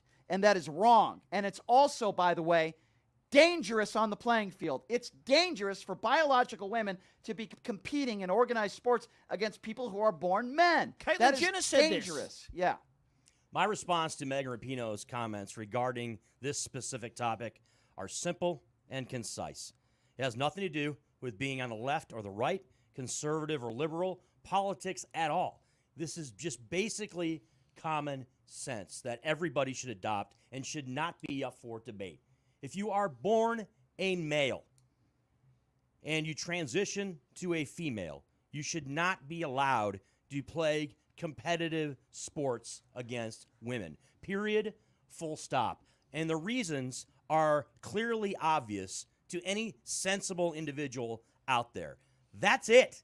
I don't understand how anybody can make the case that people that were born male, transitioning to female, playing sports. Now, look, saying that, on the other side of things, if people who are born female transition to being male and feel like you can somehow play in the NBA, the NHL, the NFL, or beyond, or Division I college sports, and you happen to have the ability to do that, then I don't have a problem with that. And I think, again, it's very obvious why someone would not have a problem with that. That's not because gonna you're happen. a female. Yeah, but it's not going to be, 100%. But that notwithstanding, yes, I would not have a problem with someone who was born female, transitioning to male, trying to play in, say, the NBA. So I want to. But yes, the point that guy made is valid. It probably is, and the reason it's not going to happen because it hasn't happened ever. It's never happened, okay? And no woman that's just a woman has been able to play any professional sport as far as males are concerned. So Megan's wrong on this in this issue. Wrong. Look, she's wrong on a lot of issues. I mean, you made the comment that, well, I have a huge problem with Megan Rapinoe and everything. You don't have a problem with her on everything. You have a problem with specific comments that she makes, takes that she has, responses to issues that we think we disagree with her on, and she happens to be wrong on this issue. She happens to be wrong on this issue. Let me read a few statements. Somebody, and again, I read buffoon statements. Somebody said that's why Democrat men want to become women. Last I checked, there's somebody that's a Republican named Caitlyn Jenner. Last I checked, Caitlyn Jenner is not a Democrat or a liberal, so that's an idiotic statement. Caitlyn Jenner is very Republican. Yeah, of course. So that's a stupid statement. Somebody else also said, what if male is on your birth certificate, but it was the wrong assignment at birth? It can happen. Okay, in the 1 in a gazillion chance that is the case, then I have no problem if it can be proven that person can compete with women. But what are we talking about? Can you read that again? Is that 1 in a real million. question? What if male is on your birth certificate, but it was the wrong assignment? I guess there's a 1 in a gazillion chance that could happen, and if it could happen, then I have absolutely no problem with it. But again, we're talking about something that, my understanding, it hasn't happened in professional sports. The problem I have, and the reason why I say I have a huge problem with Megan Rapinoe, this isn't water cooler talk. This is somebody who has a huge platform. A lot of people that look up to her. It'd be one thing if it was just, you or I or somebody with no platform at all saying, man, I believe transgender women should be able to compete with other women. That'd be one thing. Megan Rapinoe is one of the most popular female athletes on the planet. And when you make a statement like this and you claim that transgender women should be competing against other women in professional sports, it's really dangerous and harmful to women. And I don't think she truly understands what she is saying. And what we are saying is not hate speech towards the transgender community. In fact, it's the opposite. I want to protect. I actually truly want to protect women and the sanctity of the sports that they are playing. And it is an unfair advantage. And the fact that Megan Rapinoe doesn't know this is incredible to me. You're right. It's incredible to me. It's very ignorant on her part. And that's why I use the term, Chris, dangerous. Her opinion here, it's not just an opinion of who's your favorite soccer player or who's your favorite basketball team. That's not going to harm anybody. This opinion that she holds is dangerous, and it will directly affect women. That's the problem that I have. Well, my response to you on that is this. It works both ways. Like, she is someone, obviously, who, yes, has a monster platform. But what happens when you have a monster platform, gentlemen, okay? You end up, catching the wrath of a monster response, right? There has been already people that have come out across the board and criticized her for these viewpoints that she has. So, yeah, she does have a lot of people that would listen to her and that absolutely follow a lot of what she says. But there's also a lot of people out there, Brian, there's also a lot of people out there that are going to criticize her because she has a major platform. Well, it gets worse. Rapinoe was asked specifically, which I believe this is a good question, if she would support a trans woman playing on the United States women's national team. She said yes. And she also said she would be okay with that person replacing a biological female, and she doesn't see it as taking a real woman's place. Why? I mean, this is absurd. She's an idiot. This is absurd. But Brian and Guy, the reason why she's saying this, and look, I'm not making excuses for her, is because she's trying to portray this acceptance aspect of it, right? That's kind of the platform I think that she's going down. I agree with both of you, right? We're in the same camp on this with respect to, I don't think this is something that should be happening But the reason she thinks this way and the reason that she is portraying this viewpoint is because she feels like, okay, I want to be looked at as someone who's accepting. And that's the reason why. I think that's the rationale. Look, I'm trying to get into Megan Rapinoe's head, I guess. No, you're But right. That's exactly why her viewpoint is in this direction. But what Brian said was right. It's dangerous. What she's doing is dangerous, especially to the transgender community. I We believe. do have a funny comment on social media. Somebody said maybe Megan Rapinoe has the same publicist as Donald Trump. That was a funny statement. That could very well be true. The sad part is that who are the people that are really going to suffer here? Who is she hurting? She's hurting young teenage girls. She's hurting women, and she doesn't even understand that. This isn't transphobic. She thinks it's transphobic when we talk the way we're talking. It's not transphobic. If you're a transgender woman, I want you to be able to play sports and live your life and have a good time. In fact, if you want to play an adult league with women and you don't think it's dangerous to other women, fine. We're talking about organized sports, high school sports, college sports, professional sports. It is an unfair advantage as a whole. And the fact that she is not willing to admit that is pure ignorance. That's what it is. We are not transphobic when we make these statements. Let me be very clear on that. Women should be competing against women. Now, it doesn't matter what my definition of what a woman is or what a man is. Yes, my personal definition is I believe you're a woman if you're born a woman. However, I'm also going to respect transgenders. And if you transition into a woman, I will call you a woman out of respect to you. I completely agree with everything Just you're saying. because I don't think you're a woman deep down inside doesn't mean I want to take away your rights. We're talking about dangers on the playing field and unfair advantages. I'll call if I'm working with somebody, for example. Everything you're saying is 100% correct. If, for example, Chris Wynn was transgender, which he might be, I don't know. If he was, and he wanted to be called a woman, I would call him a woman. I don't care. I don't care. I don't care. But Chris probably wouldn't want to compete against women on the playing field because that wouldn't be fair. Leah Thomas is a disgrace. She is no hero. She is a disgrace. There is a reason why I would ask Megan Rapinoe this question, which probably she might not have the intellect to be able to answer. I don't think she's that smart. I would say, Megan, can you explain the fact that in 1 year, someone competing as a man, college Division I swimming, was 449th in the country, and then called himself a woman, and then is number one against women? Can you explain that? Was that just hard work? Did Leah just train really hard? Or maybe could it be possible that Leah Thomas might have an advantage against other college women because Leah was born a man?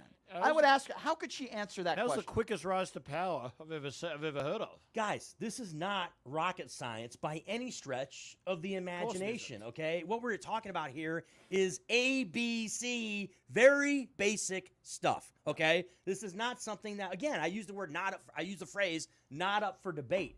I don't understand why people are even debating this.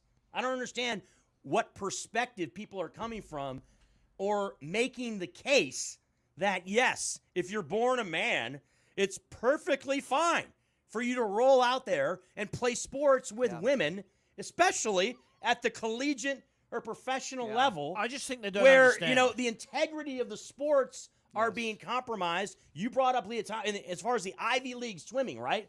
I mean, it's looked at now. It's a farce. It's looked at as a farce. Somebody literally just said, can you please come up with a statistically relevant topic? I just gave you a statistic. Leah Thomas, 449th in the country, number one as a woman. There's your statistic. By the way, I'll give you one other statistic. Donald Trump lost the 2020 election in a landslide by millions and millions and millions of votes. There you go, sir. There's your statistic. That was just for you. If you're a MAGA, you probably don't like that statistic. Personal shout-out. Here's another statistic. Donald Trump is facing dozens of felony charges. There you go. There's another statistic. I hope I gave you enough statistics there, okay? Here's another statistic. Donald Trump has multiple ex-wives. And last I checked, this is a statistic that he might like. In any of Donald Trump's hotels, let's take the Trump Hotel here in Las Vegas. Rumor is, allegedly, that he's cheated on every single one of his wives in every room in that hotel. I don't know if that's true or not, allegedly. So there's another. He would love that. Yeah, there's another statistic for you, sir. I hope you enjoyed that. Those were statistics just for you. Here's what we're going to do. If Trump just heard that little snippet, then you'd be invited to Mar-a-Lago for lunch. I probably would. Now say it right, Mar-a-Lago. Mar-a-Lago. And I'd be taking some boxes home with me. maybe some golf shirts, and maybe some plans on how they're going to attack Iran or how they were going to attack Iran. I heard the omelet bar is outstanding. Oh, is at it good? Mar-a-Lago. I heard, Is yes. it good? I bet it's very Word good. on the street is it's top notch all around. So I heard the steakhouse has well-done steaks and Diet Coke. That would not surprise me either. Are there red buttons all over Mar-a-Lago so you can just push them and Diet might Cokes be. just show up? There I might think be so. some. There might be some white nationalists there too. But anyway, I don't want to go back there. Let's take a break. Here's what I want to do when we come back. We got a lot to get to. I'm going to play a little Joey Gilbert audio for you because nobody else is, and I just feel bad for the guy. So I want to play some of his audio. But no, this is a serious topic here. You know, this missing witness, long touted by Republicans in Congress as their star whistleblower and hunter. Well, we're learning a little bit more about this missing witness. You're not going to believe, or maybe you will believe, some details on who this star witness is that they're giving to credibility. We'll talk about that when we come back. And no, it's not Rudy Giuliani. We'll take a quick break. We'll be back right after this.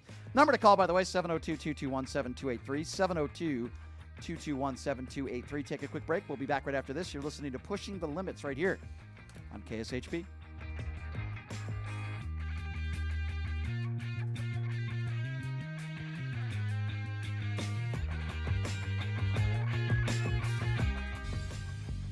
Hey everybody, are you struggling to find a pizza place that reminds you of Brooklyn? That true blue New York style pie? Well, worry no more. Stallone's Italian Eatery Pizza is a knockout. We're located at 467 East Silverado Ranch Boulevard, just off of Premier Road, half a mile east of South Point Casino, just minutes from the Las Vegas Strip. Come by and grab a slice of pie. Plus, check out our Brooklyn-inspired Italian cuisine. Our sandwiches are super. Hero, that is. Because why be a sub when you can be a hero? Stallone's Italian Eatery is here to serve you phenomenal food, Vegas. Forget about it.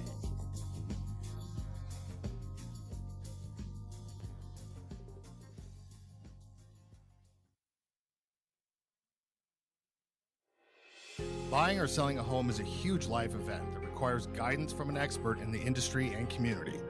My name is Blake Wynn. You may recognize my name as my grandfather was the best governor the state of Nevada has ever had.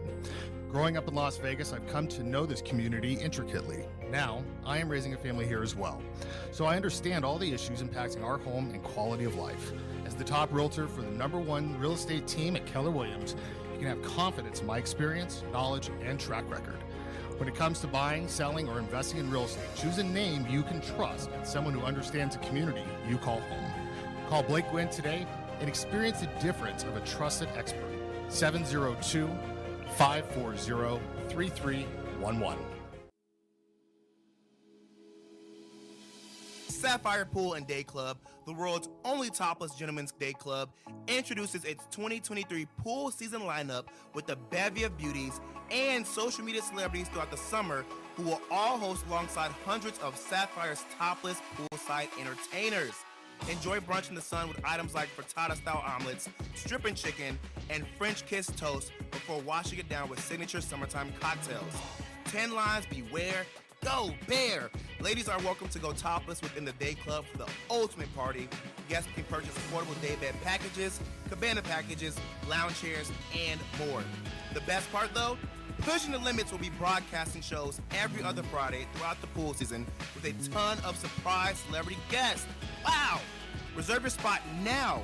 For more info, visit sapphirepoolLV.com or call 702-869-0003. That's 702-869-0003. See you at Sapphire. Hey everybody, it's Brian Shapiro from Pushing the Limits. I want to tell you guys about Sahara West Urgent Care and Wellness. They're conveniently located on the southwest corner of Sahara and Jones. They're open Monday through Friday, 9 a.m. to 9 p.m. and Saturday, 9 a.m. to 5 p.m. At Sahara West Urgent Care, they'll take care of all your healthcare needs. They offer routine services such as physicals, STD testing, car accident treatment, and work injuries. You name it, they do it. They have on-site x-ray, EKG, ultrasound, and labs. They treat chronic conditions such as asthma, blood pressure, diabetes, and more. They also offer general wellness exams, treatments such as testosterone enhancement, and cancer screening. They're located on Sahara, 6125 West Sahara Avenue. Their number is 702-248-0554. And the best part, they accept most major insurances and affordable cash pay prices, office visits starting at just $95. And I'm also a client, so please give them a call, 888-248-0554. Whether you're a corporate executive, on a family vacation, or just passing through, St. George Inn & Suites will meet your specific needs. It's conveniently located near restaurants, shopping, and movie theaters. St. George Inn & Suites offers a variety of room types, 2 fabulous pools and jacuzzis, a fitness center, a free full hot buffet breakfast, and laundry facilities. To make your booking, call 435-673-6661 or book online at stgeorgeinnhotel.com. You need to stop in Southern Utah? Make that stop at St. George Inn & Suites. STN Sports is the only sports betting app you need this season. STN Sports has it all. In-play betting, mobile parlay cards, the Play Plus card to fund and withdraw from anywhere in Nevada, and the latest lines on every game. STN Sports even lets you earn rewards on every bet. Safe and easy betting from your phone or tablet. Go to stationcasinosports.com or sign up at any Station Casino, Fiesta Wildfire, or the El Cortez. Details at the sportsbooks.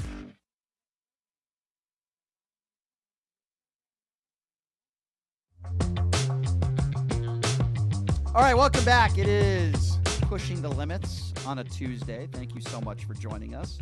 We got Chris Wynn and Guy David in the house. Chris, our very special guest today. Very special. I mean that in every way possible. He's very special. He threw the very on the end there. Wow, that makes me I was about to compliment You know what else I was is going to say special? we scoured the whole of Well, guess Vegas. what? and we I do took you feel down. very privileged for the very special comment. You There should. we go. By the way, I was at Jackson's Bar and Grill yesterday, hanging out with my friend Mr. Brian Slipach, and I tell you, man, the food there is so good. I had this pork chop because I'm a very good Jew. I had a pork chop yesterday, and it was delicious. It was so good. The food is there, and they got these great promotions where if you go You're in the middle of your ads, but I Yeah. want to laugh, but I don't want to spoil the It's ads. okay. So, It's so totally- don't make jokes during it. Totally all right. Okay. I'll try not to. Four to the Royal, they have these promotions twice a week where if you hit four to the Royal, you get to spin the wheel, which is pretty dang cool because that seems to happen to me all the time. You get to win up to $3,000. Great promotions all month. Please check them out. Jackson's Bar and Grill, located at Flamingo and Jones. Tell them I sent you. My favorite gaming bar in town. Fettuccine Alfredo. I heard it's the best. That is really good. You went to the Yeah. pork shop. How kosher are you? Not at all? I'm not kosher at all. I mean, I smell like bacon. That's how unkosher I am. Yeah. But anyway, and I hang out with pigs all the time. Like, no, I was going to be mean and make a comment about it. I would never do that, Chris. I would never do that to you. You're the punching bag today. Yeah, I know. More Well, Brian Shapiro comedy, baby. You gotta love it. You can tell it's affected him when he had to emphasize the good point he made earlier in the show. Hey, listen, sometimes It's he's stuck right. to his head. Sometimes he's I right. have an eye for the obvious, gentlemen. You guys know that already, so I gotta He's- point out. For the when- most part, he's very logical. hey. The only time I really have an issue with him is when it's just him and me, and I'm giving him a ride somewhere, and he's just screaming at me, and we agree. Okay. Yeah. I'm talking about when we agree on the same issue, and he's still I'm a passionate yelling. guy. We all know that. He's We still- all know I'm loud. he's We all still know I'm over the top. yelling at me in Yes. the car, and then he'll stop himself and be like, I know I'm loud. I know I'm loud.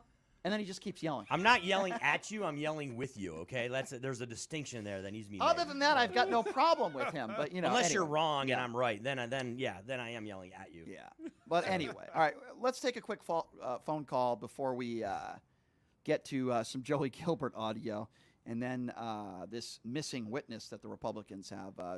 702-221-7283. Again, that number 702-221-7283. Let's go to Carl. Carl, what's going on? Hey, good afternoon, gentlemen. You were talking before about the transgender men playing against women. Well, medically speaking, a man is born with male genes, and it gives him a muscular structure that is far stronger at the point of birth and as he ages a little bit than a woman is. Yeah. It's obvious. I don't think anybody would disagree with that, Carl. And, Yes. even if you're a man that is not extremely muscular, like myself, I would say back in the day when I was in college, I would absolutely have been able to compete, whether it be the basketball floor or the tennis court, Well, certainly on the golf One course. other thing, one other thing I can say, a 180-pound woman is probably stronger, though, than maybe 120 or 30-pound, 5'3" man. Yeah, perhaps. That you can, I mean, perhaps, but I think as a whole, I think we all could agree, Carl, that if you're born a man competing Okay. with women in sports, it gives you an unfair advantage, and that's an advantage that we should never want for anybody, and it's unfair, and I would use the term cheating. Carl, thank you so much for the call. Appreciate it, as always. All right. So if you don't know who Joey Gilbert is, he's been on this show a couple times. He ran for governor as a Republican. I call him Mr. Marjorie Taylor Greene. And he's been on this show. He has. We've gotten into some insult debates or whatever you want to call it. He's done the show a couple times. So Joey lost. He's the kind of guy who thinks Donald Trump won the election. He actually thought Joe Lombardo stole the election from him. There was a lawsuit there. Oh, my gosh. He has zero medical expertise, but he thinks, the vaccines have harmed more people than helped people. He attacks Dr. Fauci.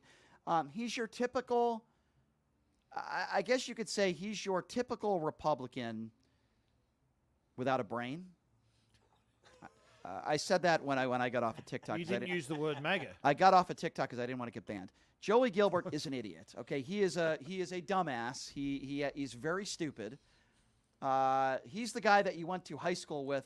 Remember the movie Revenge of the Nerds? Who was the big guy in Revenge of the Nerds? Otis or something? What the heck was it? Otter or Otis? I don't know. That's who Joey Gilbert was. He's very dumb. He's an ambulance chaser now in Reno. I think his wife divorced him. She obviously made a very good decision there. Jesus. All day long, all he does is attack trans people, conspiracy theories about vaccines and medical misinformation. So he's a moron.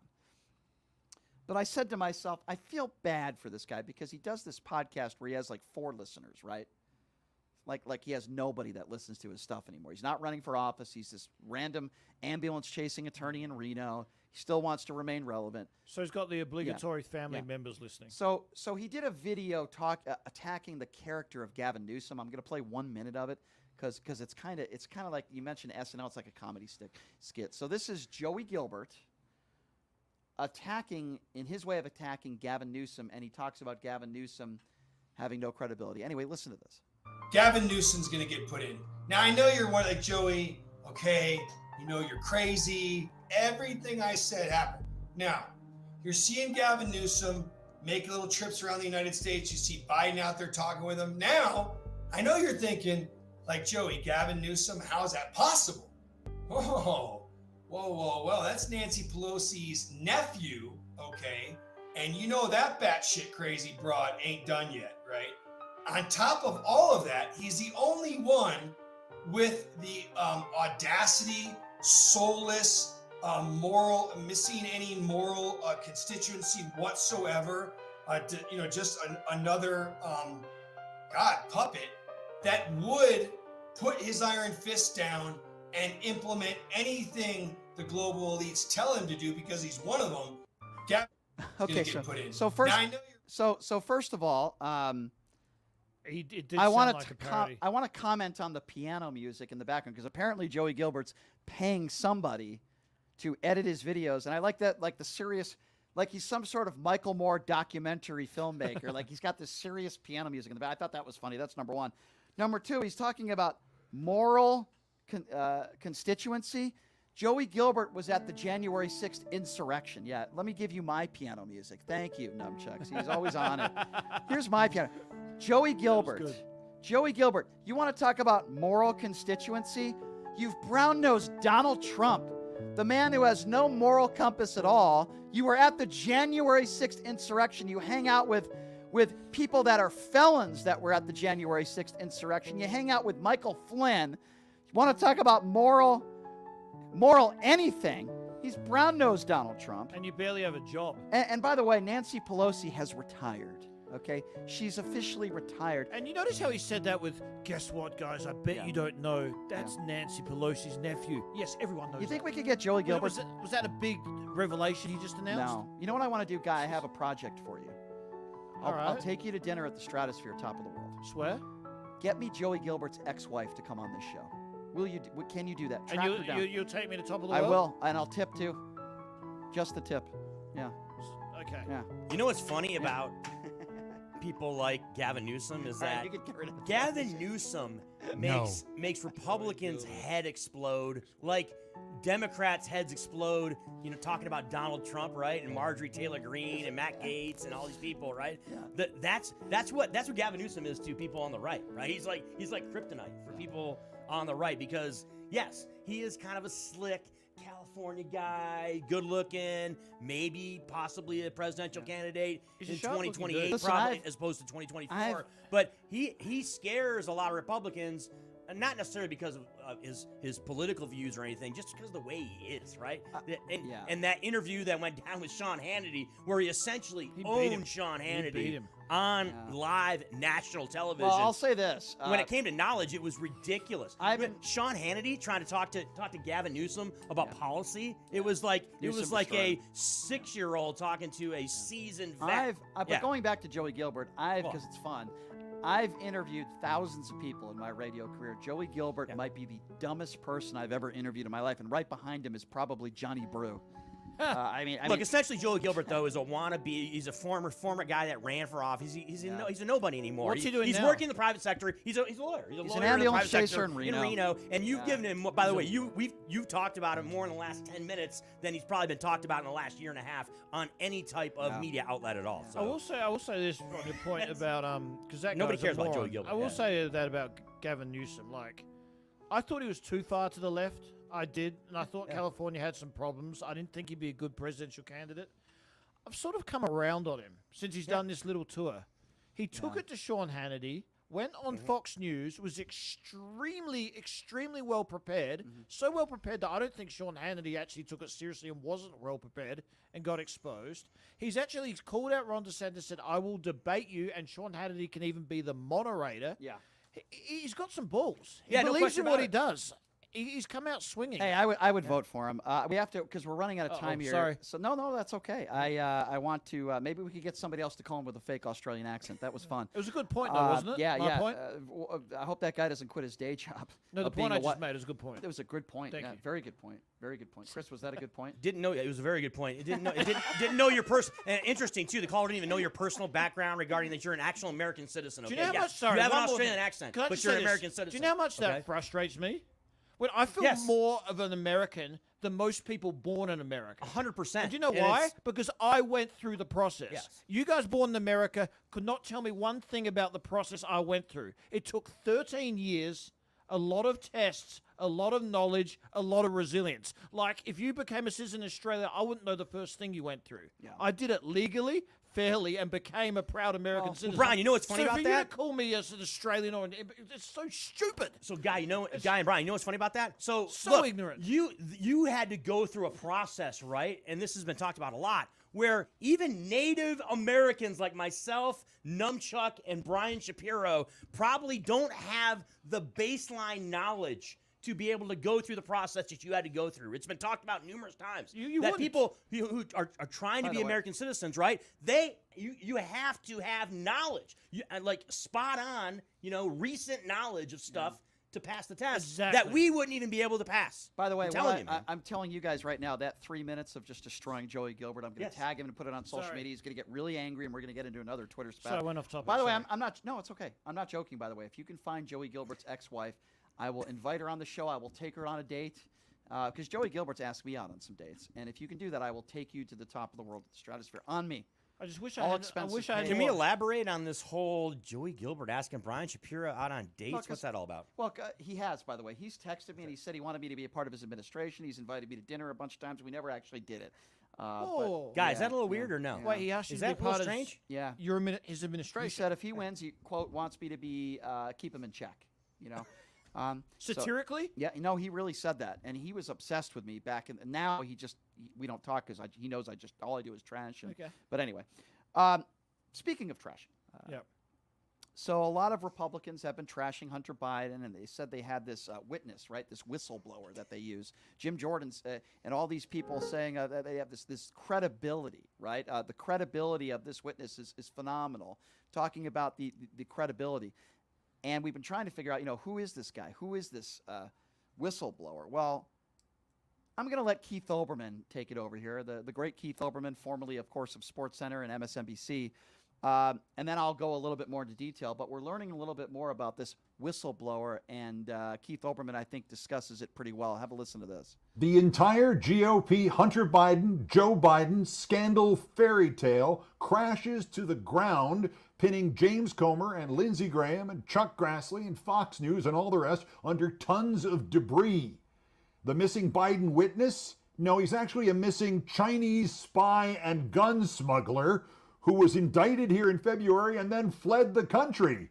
He doesn't have evidence of the Chinese bribing the Bidens. He was a Chinese spy who bribed a Trump official on behalf of the Chinese. The Biden Justice Department whistleblower, he was all blow, no whistle. Hunter Biden's prosecutor writes a letter proving every one of the guy's claims was wrong. And wait, there's more. Ray Epps, the man Fox and Tucker Carlson chose to slander to try to exonerate Trump for January 6th. His lawyer says it's now time to sue. It's Comeuppance Day. All that and more on the Tuesday Countdown podcast, available now wherever It's a good podcast, by the way. We don't need to promote it, but it is a good podcast. But, yeah, so this missing witness, long touted by Republicans, accused now, and it appears as an unregistered foreign agent for China and an international arms trafficker while violating U.S. sanctions on Iran and lying to investigators among a laundry list of other federal charges that were just unsealed yesterday. Keep in mind, Jim Jordan and all the rest of these right-wing cronies have been giving this person nothing but credibility when they make their appearances on Fox News and OAN and Newsmax. This is hilarious. And we knew that this was going to blow up in their face because this was a lie, but they've been giving this person credibility. This person is going to be a felon. If this story eventuates, and it's alleged right now, correct? Yeah. Well, I mean, it was unsealed, so these are the allegations. It's allegations, which, I mean, you suspect they'd have pretty good reason for those allegations. It's going to blow up. But in a few, go ahead. Hold on. I have more information for you. Okay. November 1st, 2022, it is proven this U.S. Israeli citizen was arrested in February. According to a statement from the U.S. Attorney's Office, he had already skipped out his bail. These are not opinions. While in Cyprus, awaiting extradition to the U.S. for the case in March. These are not alleged. Okay, he was arrested. So now he's a fugitive? Yeah. The House Oversight Committee has, for months, touted a secret informant who could provide this evidence on these allegations. You want to talk about the least credible person? Like Marjorie Taylor Greene might have more credibility than this guy. She does. Yeah. Every time I turn on right-wing news, it's Jim Jordan's, the Ted Cruz's, Marjorie Taylor Greene's talking about Lindsey Graham, this whistleblower, and how it's going to blow up. It's going to allow the investigations to go on. They can impeach. There's going to be indictments. The Biden family's going to go up and this is the guy. This is the only guy they're relying on. James Comer just appeared on national television yesterday, doubling down on how credible this guy was. Credible? Yeah. Yeah, you guys already talked about Jim Jordan and Ted Cruz and others. James Comer is the one that has the most egg on his face right now after this revelation that we just had regarding this so-called whistleblower, because Comer's been the one who's been out there throwing around this, it's a smoking gun. We have the Biden crime family in a chokehold. He's the guy, really. Comer's been the point guy on this whole thing. How do you spin this? The of all the congressional Republicans, the congressman from Kentucky, Gomer, he's the one that really does have an egg on his face. This is going to be Hillary's fault or something? Is that the next thing? Yeah, I know. Yes. Comer said, well, unfortunately, we can't track down the informant about a month ago. Because he's a fugitive, right? We're hopeful that the informant is still there. The whistleblower knows the informant. The whistleblower is very credible. We're hopeful that we can find the informant. Remember, these informants are kind of in the spy business, so they don't make a habit of being seen a lot or being high profile or anything like that. When the guy was dodging the law. That was his quote? That's what he said. Well, James Comer's a hyper-political hack I've ever heard today. Like, literally. He's a hyper-political hack, okay? He was someone who absolutely wanted to stiff-arm any investigation into Donald Trump whatsoever, right? But when it comes to Joe Biden and Hunter Biden and any Democrat, hey, we should just unload with these investigations all over the place. Do you remember the Comer press conference in May where they hyped up the press conference? They're going to be releasing all this information. We're going to see Hunter Biden with a bunch of young Asian teenagers, Well, Comer didn't air any evidence of corruption. Nothing. He then offered a partial excuse. Their star witness had disappeared, maybe because he was dodging the law, maybe because he's a Chinese spy. But no, they wouldn't say that in the press conference. Guys, it's one thing if you lie about something that, for political gain. It's another thing when you do something like this. I mean, this is like 8 levels above that. It's so embarrassing to the Republican Party. Comer should be ashamed of himself. Well, he just looks like an idiot. Yeah. Well, Well, the problem 'cause he is, is. 'Cause he is. They all get out of it by spinning ridiculous stuff and people believing them. So everything I hear that, like, God, finally they have to let this go. Nothing ever sticks because they just spin stupid stuff. Can I just add one more thing here? And Chris Wynn is going to be. I want to get guys' opinion on this. I'm at Chris Wynn's house last night. Yep. And his roommate, all he talks about is transgenders and how the sky is falling, right? So I egg it on because I enjoy these conversations, because hearing Chris and his roommate yell at each other is extremely entertaining. And sometimes I make small videos. I don't put it on social media, but we do send it to our friends and threads and stuff and have fun with it. Even got me angry yesterday, and I was screaming, okay? Hold one sec. Do you guys like each other? Quick answer. Who like each You other? and your roommate. Absolutely, yeah. Okay, cool. Yes, Go ahead. It's kind of a look. I look at it like this: it's a brotherly thing, right? Okay. We've been brothers. We've known each other for 20+ years, but But sometimes we get into it when it comes to let me when explain. it comes to social issues. We get into it. Let me explain real quick how this started. So yesterday, Guy, if you recall, I was talking about Donald Trump's lies when he came to Vegas, right? About crime in this country, blaming Democrats for all the crime. And then I gave stats over the last 2 decades where Republican-led states, not cities, Republican-led states, crime is rising, and Democrat-led states, crime is actually going down. Yep, you read the stats on there. And when I talk about a state like New York, I'm talking about the state, not Manhattan, okay? We're taking the entire state, and who's the governor, who's leading the state. So I gave up the stats, which basically is the opposite of what Donald Trump said. Shocker, it was a lie. I didn't bring up race or anything like that because it has no bearing on the topic. Whether a Democrat or a Republican commits the crime is not what we're talking about. Donald Trump's talking about politicians, Democrats are the reason why crime's up, and I just proved that he's a liar with stats. So Chris's roommate starts bringing race into the equation. Oh, you got Black Lives Matter people that are committing all the crimes. And I said, that has nothing to do with the conversation. The conversation isn't about who's committing the crimes. The conversation is about where are they committing the crimes and what politicians are leading the state. And it's like he couldn't comprehend that, and he made it into a racial issue, so he got me screaming at him too, and I almost burst. I almost had an aneurysm. I'm surprised you didn't. And I wish I saw some of this or heard some sort of recording. What do you mean you're surprised he did? You know Bishop. You know his personality. We just saw it today. He's a guy who gets fired up. Oh, on yeah, the because air. Chris he never was yells. red as all get out That's about why 10 minutes I'm ago. surprised he didn't have an talking to aneurysm, that- because one talking about day those veins in his Rapinoe. head are going to burst. You saw him with talking about the Megan Rapinoe thing. He was absolutely gassed up. You were. You're passionate. You're kind of like, look, you're kind of like me. You're like me in that you're passionate. By the way, Guy David, you're passionate as well too. Numchuck is too, but he's just quiet behind the scenes guy. Hey, I am passionate. Okay. Yes, I am loud, and sometimes I'm loud. Shut when up, I probably Chris. shouldn't be loud. But you are, yeah. But Hey, Chris, that's a really good point. He has takes, Yeah. though. He has It's a really good- opinions. Great You point, do, too. man. Great point. It's a really good But point. yeah, but going back to what we were talking about. Excellent so you point. guys did the segment. Wait, you wait, guys wait, had wait, the wait, segment stop. yesterday. All three of us have to compliment Chris. I'll go first, then Numchuck, then Guy. And we're at the back Chris, end of the show here. I get it. Chris, Okay, excellent. you didn't talk Chris, anything about race. Hold on, Chris. Excellent point you just made. Thank you very much. Do you agree? Yes, Chris, it was.